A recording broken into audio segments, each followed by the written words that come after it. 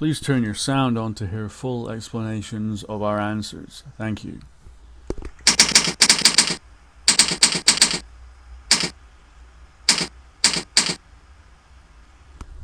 So the question is, what food to avoid when I have tinnitus? Now, if you're asking this question, you probably realize that food can aggravate your symptoms, and you'd be right to say that. So my answer to this question is, I have a few actually: salt, artificial additives, and salicylates. Now, let me explain a bit. Salt, anything containing salt or sodium, is known to aggravate tinnitus, aggravate the ringing in your ears and its intensity. And that includes things like MSG as well, because MSG has a sodium component in it. So anything with salt or sodium, you want to minimize that. Another one is artificial additives.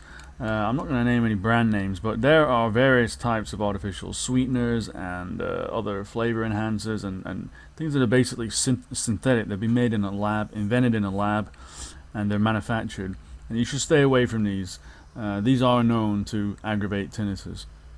And the big food group, though, is anything containing salicylates or salicylic acid. And you can actually Google this and you can find out all kinds of foods that are rich in these.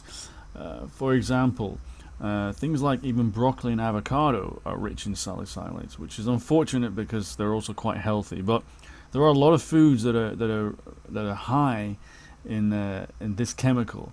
I say chemical, it's like a naturally occurring chemical. It's nothing artificial about it.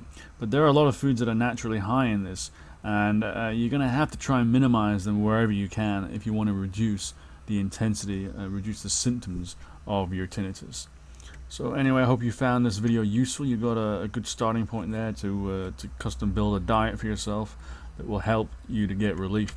Listen, if you want the best results, which is a reduction in your tinnitus and even potentially a complete cessation of symptoms, then I want to recommend a link to you below. I've put a link to a site in the description box below. If you click on that, it'll take you to a website where many former tinnitus sufferers have been helped with their condition, and they've achieved this via not just dietary changes but also a number of lifestyle changes and also techniques for learning how to cope with tinnitus. And before you think that learning how to cope with tinnitus is almost admitting defeat, it's not. It's actually a key part of curing yourself of tinnitus, because the less you can cope with it, the more intense your symptoms actually become. The anxiety actually increases the intensity.